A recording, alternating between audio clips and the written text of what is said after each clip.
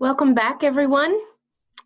We are so excited each and every one of you has chosen to come back and be a part of Hobbs Schools. I know this year is going to be a little different, especially in the beginning, but I just want you to know we are all going to be in this together, that's for sure. Just know what you are about to listen to and view is just some general information for you as a staff on your campus and across the district and elementary for 2020-21 staff meeting. As you can see, this consists of upcoming trainings, timelines, teacher online and academic expectations. And as always, keep in mind the 3 W's, wash your hands, wear a mask, and always social distance. My name is Amy Rhoads, and I am the Deputy Director for Elementary Curriculum Instruction for those of you who are new and who may not have recognized my voice. So let's get started.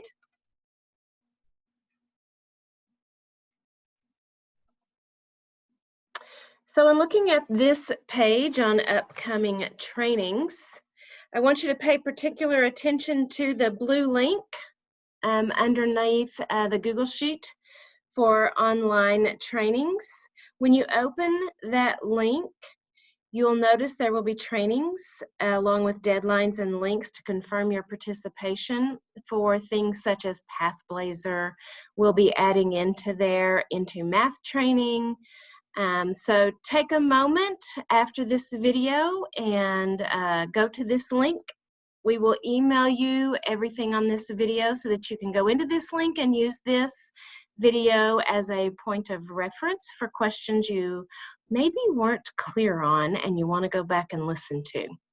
So today we have started creating and shared with principals this link that is for teachers and your resources for things like how do we log on to Pathblazer and how's that going to look, and oh my goodness, I don't remember how to invite or even use Zoom to do that with a small group of my students.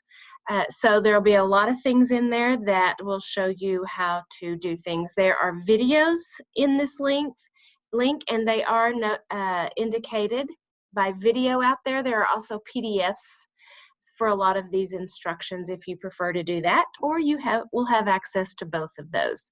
If you'll notice on August 5th, special education teachers will have some Pathblazer training in the morning. August 5th, Wendy Haggerton, yay, our technology guru, will be doing a Pathblazer training for teachers that afternoon at 1 o'clock. You will receive a link to that. So please just note this training is going to be specific for you as a teacher, whether you're remote or online. This will pertain to you for the next few weeks until we enter hybrid, and what you will be expected to do and how to help you do that. That training will be recorded, so if you're unable to view it on Wednesday, you will have the opportunity on Thursday or Friday to go back and view that training by Wendy. Thanks, a big shout out to Wendy for everything she has done. Oh my goodness, you guys have no idea. We could not have done any of this without Wendy this summer. So also note 3 offerings of math trainings for Into Math, our new adopted resource. And as you can see, the grade levels and the dates. Invites will be coming to you to join those through Zoom. And also towards the end of the month and in September and October, we went ahead and put on this page iStation trainings. As you know, we will be having iStation K through 5. We have purchased the program for iStation to help support you as the teacher in the classroom and the data you're receiving from those assessments so that they kind of do go hand in hand and align. And as I said, support you as the teacher and the student in the outcomes of their learning. We also are setting up Waggle training, and Waggle is going to be our math intervention that goes along with Into Math. Those are yet to be determined, but we will let you know as soon as we get those set up. Waggle this year will be for 2nd through 5th grades, kinder and first. Into Math has these games called Poggles, If you haven't looked at Into Math yet, please go in to our website under Teachers, and you can go into Math under HMH. I don't remember if it's HMH or Into Math, but you can click on that, and you should have single sign-on access already, and you can start going through Into Math. In the games section in Into Math, you'll see these games called Poggles. Quite deceiving. They look simplistic, but as students work through them, not simplistic in the thinking that is required by the students. I do want you to also know in Into Math, you will have access to every grade level.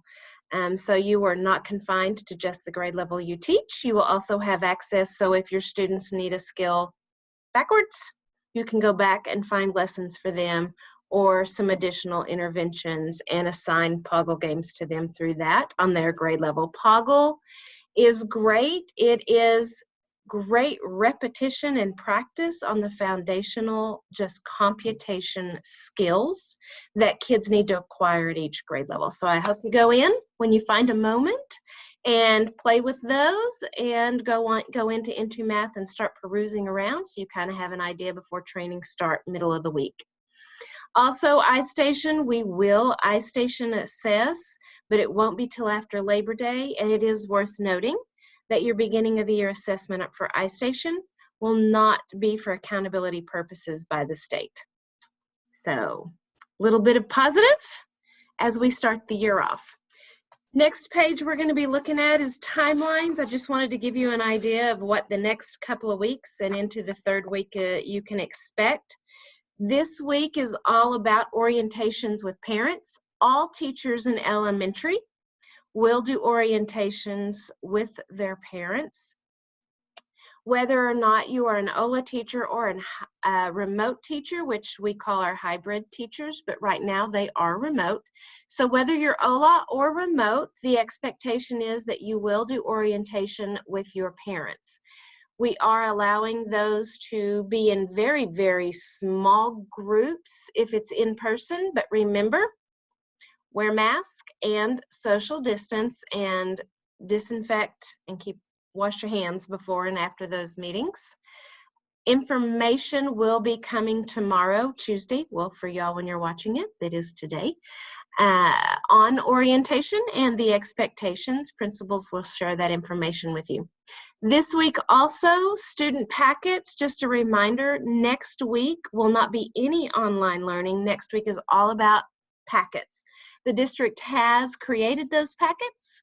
Those have been printed and delivered or picked up by your principals at your campuses, so those should already all be on your campus for distribution to parents and students this week during orientation. If you have parents that only want to do remotely, they want to do Zooms or whatever for their orientations, that's absolutely fine. But just know your campus is going to need to figure out a way to get those distributed to any parents who didn't come in person for orientation. So those will need to be distributed between Wednesday and end of day Friday to all parents. The week of August 10th, while the students are working on those packets this week, we're going to encourage teachers, parents, and students to practice utilizing PathBlazer and troubleshoot. We want to get into PathBlazer. We want to continue to send out. We will have videos for parents and for students regarding PathBlazer and grading and Zooming and all of that will be coming to them also for you to give out at orientation and to give them that information. But the goal of the week through the 10th through the 14th is while the students are working on packets, we also want teachers, parents, and students troubleshooting and utilizing PathBlazer so we can get all of those issues as much as we can worked out before Monday, August 17th, when we actually go live online with lessons. So as you work through those and have questions, a lot of your questions will be answered through the trainings that are upcoming by Wendy on Wednesday, and then any of those other links that are shared through that blue link on the first page that I showed you. So we're going to go to online expectations, teacher expectations, and academic expectations. Teacher expectations, I tried to divide this into two distinct groups. One, things that we've always done that we're going to continue, and then any new expectations that you need to be aware of as we start down this path together. Continued expectations, we will continue to grade and do progress reports as we have in the past.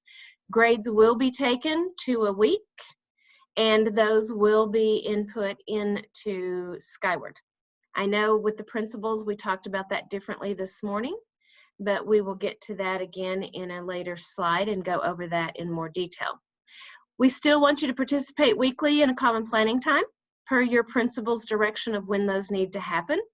I would encourage that we continue to have PLCs and we participate in those weekly. I would encourage that those are on Wednesdays, just so we stay in the habit of having those on Wednesdays when we need to have them. And also I will schedule grade level meetings and trainings. They won't be meetings, they'll be trainings for you to participate in monthly. I think it is very important that we work together horizontally as in our grades to stay consistent and be sure we work things out together and share during those times. Some new expectations you'll be working on is we're going to use PathBlazer as our platform, our go-to platform for ELA Math, Social Studies, Science, as well as you will have some links for a music lesson through our newly adopted program in Quaver, and also a link for Mayan for those students to go straight into Mayan from PathBlazer. Also on new expectations, communication with parents may look a little different this year. So we're going to really go into those a little more deeply on another slide. 1, minimum of weekly with parents, and 2, the purpose is going to be building relationships. I have to say, I cannot stress enough the importance of building those relationships with parents and students. And the very first connection you're going to have with those parents is at orientation time. Whether it's through a Zoom or whether a small group face-to-face, that's where that building that relationship begins with you, with your parents and students. The second thing under purpose is student learning and progress. So we're going to delve deeper into those. So let's go on to online expectations. So a decision that was made with principals, and I let them vote, and majority ruled on this vote. So the principals had a conversation between Remind and Class Dojo, and once they justified either side, I let them vote and tell me which one they thought for the campuses would be best. And I told them, in order to honor parents' time, that we needed to make sure that if they have one parent with one teacher in one grade level that was the homeschool was, say, Mills, and then another parent was at another one that was, say, Taylor, and because they're OLA, they may have teachers from 2 different campuses, but it's a district teacher at a grade level. We didn't want them having to use 2 different platforms. So one teacher may use Remind, and a parent has to go to it for that teacher, and another one uses Class Dojo for another one. So the consensus was by majority that Class Dojo will be the platform we use to communicate with our parents. It does a really good job of producing reports for you guys and for principals on that communication with parents. And the understanding is it also just really does a better job in depth with communication to parents and how you can communicate with them. So let's look at online expectations. I broke these into 2 areas, monitoring and parent communication. Monitoring, I want you to think of monitoring like a tiered effort in monitoring. We're going to start big picture like tier 1. You're going to look at your data as students are going in and completing assignments. Are they even accessing assignments? And what's the quality of the work they're doing? We're going to look at that big picture, whole group, looking at the data for your whole class. Then based on what you see, you're gonna kind of go into a tier 2 type thing and start looking at small groups. Students who really struggled with a lesson that they had to do and they really weren't getting out of it through demonstration of their scores or the work that they put in, or they're not even accessing. So we're going to go into tier 2 somewhat type of thing in small group with those who are behind, or they're needing kind of a reset. They didn't get it at all, and we need to reach out to them and go through that lesson with them and determine why they didn't understand the lesson. So you can do a reset really quick during that week to ensure they are able to pass the lesson quiz at the end of the week. If you can do those small groups one-on-one, through a Zoom, with that small group, I would encourage you to have parents available during that time so that parents are available to hear what you're going through with those. If you need to do a one-on-one with a student for Zooming, you can only do one-on-ones if the parent is present for that Zoom time for you to work with that student. If students are not participating, we're going to encourage you to reach out to those parents one-on-one contact. It's not a text or an email. Try to reach out to them voice to voice through a phone contact or a Zoom to speak with them and try to determine why that student's not participating, so we can kind of help that parent problem solve or that student problem solve why they aren't able to participate, so in the future they will participate in future lessons. Please, we want you to keep a record of all contacts and correspondence. We need to be consistent district-wide, hence the class dojo. Of those contacts and correspondence that you have with parents. On parent communication, we want to talk about the purpose of that communication. Parent communication is really just a check-in on how's it going, not just with their student, because you're going to be able to see some of that through the data in PathBlazer and the lessons students are completing through the links in PathBlazer also. We also want to be supportive of parents. We want to check in with them, not just, like I said, on how the student is doing. We want to check in with parents. Are they struggling with what we are asking their students to do? Why are they having that struggle? And let's try to problem solve any issues they're having to really support a feeling of success for parents and for students. We want to reassure parents that we are in this with them. This is all new to all of us. And so while district is trying to support principals and teachers and parents and students, and parents are trying to support you, we're asking that you try to support the parents and the students as we maneuver through this unknown territory for all of us. This is not like it was last spring, and what we're asking and expecting to be done is not like last spring. Just keep in mind, when you are Zooming or you're on a phone call with them, the tone of your voice, if they can see you, your physical presentation and your mannerisms will set the foundation of that relationship more than your words will. So be sure all of those are aligned and it's all telling the same story as well as what your words are saying with them. We're going to ask that you do a weekly contact beyond this orientation, at least minimum of 1 time per week, and you can do that by a group email or a text.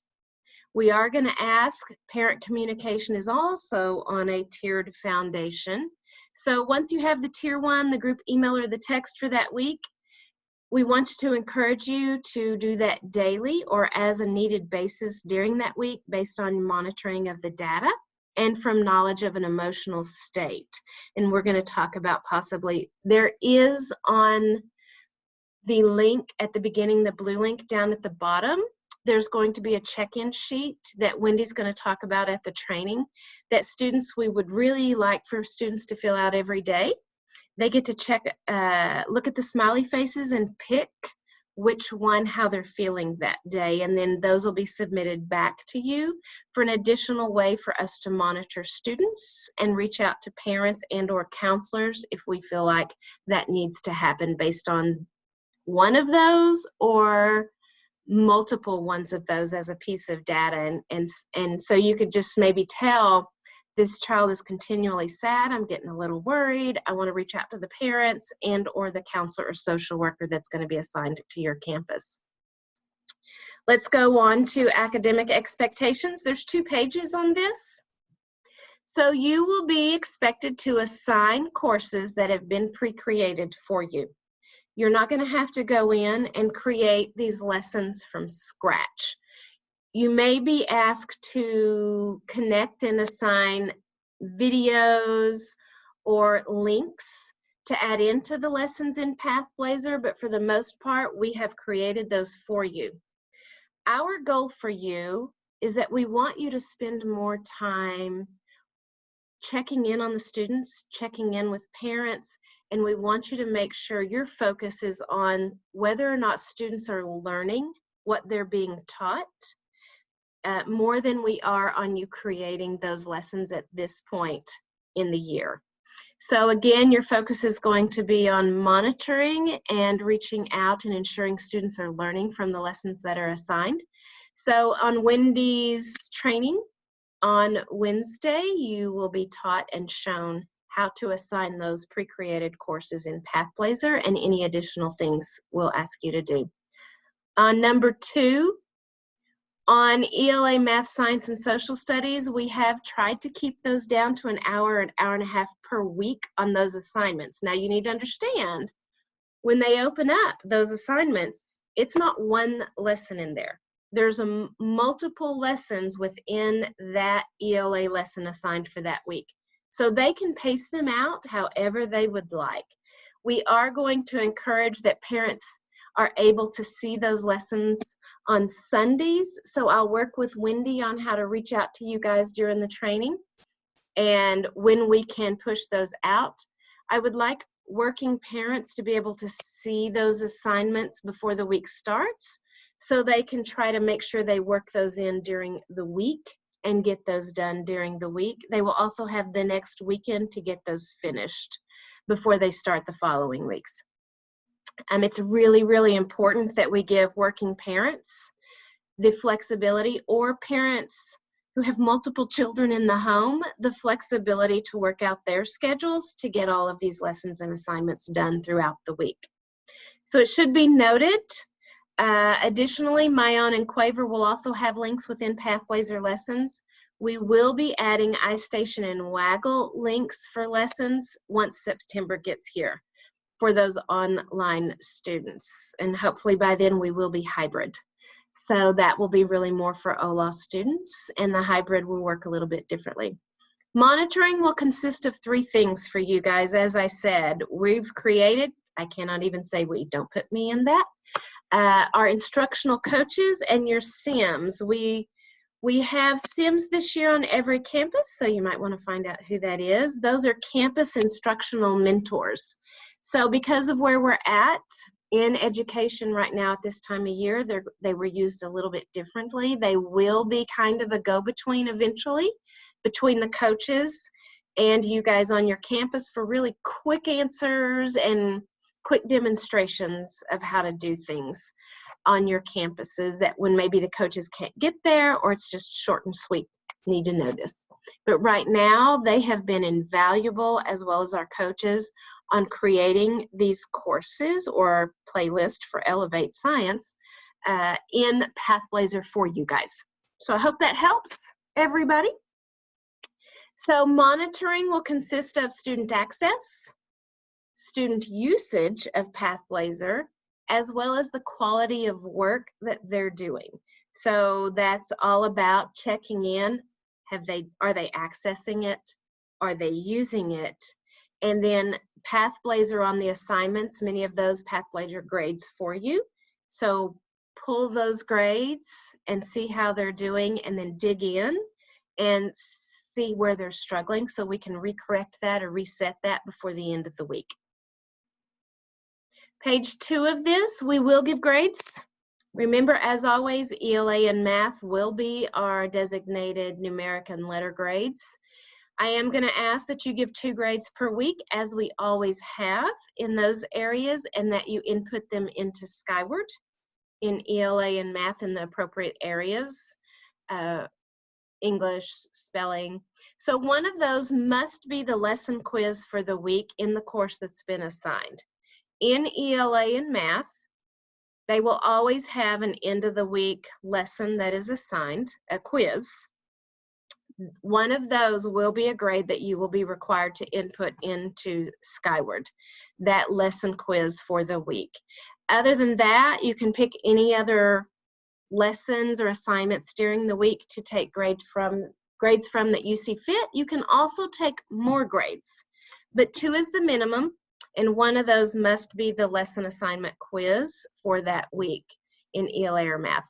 As always, social studies and science in Skyward will be SIs and Us based on how they're doing on their assignments in social studies and Elevate for Science. In social studies, it'll be studies weekly and or social studies out of Path Blazers, but we will go over that during the training on Wednesday. Ensure all assessments are taken by students. So for iStation and Waggle, they'll kind of need to do a beginning of the year assessment starting in September, and we will have more training on those before we get to that point.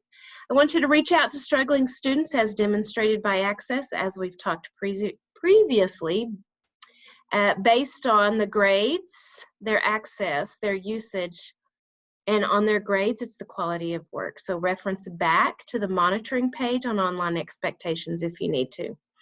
Offer Zoom times with students in small groups. I would encourage you to do a variety of times during the week on certain assignments for certain things, because some parents may not be able to help support get their students on if you have a morning one. So you might offer an afternoon, you might offer a mid-afternoon. So offer multiple times for students to get on in small groups for certain assignments that are assigned. So I want you to look at teacher office hours. This will be really important. So while remote, remember all teachers are doing online right now, hopefully just through September 8th, and then we're hoping to bring elementary students back into hybrid starting after Labor Day.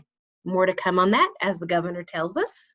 So, but while we're in online, whether you're a remote teacher, you're hybrid, but right now you're having to be remote, or you're an OLA teacher, your office hours are going to be during regular school day hours.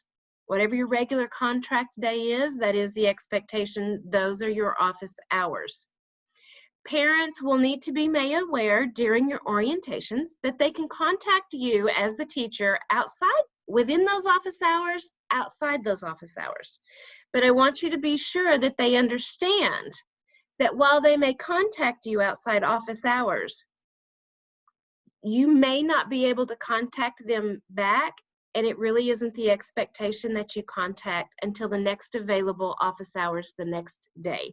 So if they're reaching out to you at 9 o'clock that evening, we're not going to expect you to respond to that. We'll expect you to respond to the next day during your office hours and get back with them. But we do expect responses within 24 hours of them reaching out to you. So please just keep that in mind. Once we go to hybrid, OLA teachers, you'll still live in what we just talked about. Your office hours are contract days, outside office hours, they can reach out to you, but your expectation is you're more than welcome to reach out to them after that, within that outside office hours, but the expectation is that you have to do it during office hours the next day and within 24 hours for sure. But once you're in hybrid teachers, your office hours become Wednesdays and after school every day.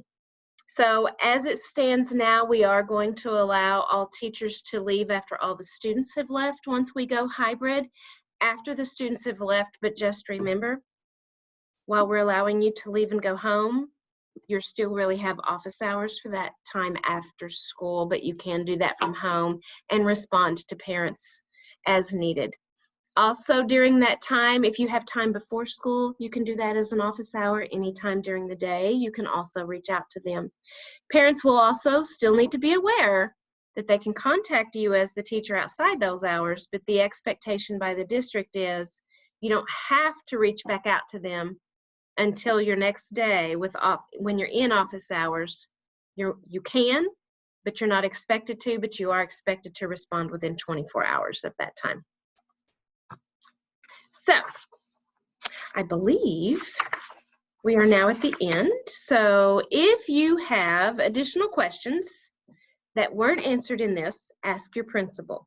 And please note some of your questions that you're going to have, because this is just general information. Your principals will have more information they're going to share with you.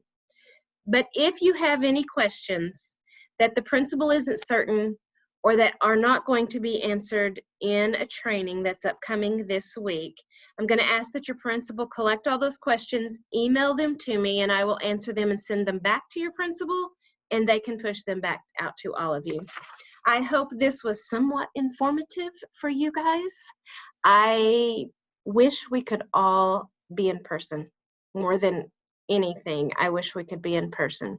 But since we are not, please know my name is Amy Rhoads. My email is rhoadsa@hobbsschools.net, and Rhoads is RHOADS. You are always more than welcome to reach out to me. I would ask that you allow me the 24-hour time also to respond, as things are a little hectic up here, as they are everywhere. So I will give this back over to the principals at this time, and I hope you have a great staff meeting and enjoy seeing each other on Zoom and getting to meet each other if you are new. Have a great one.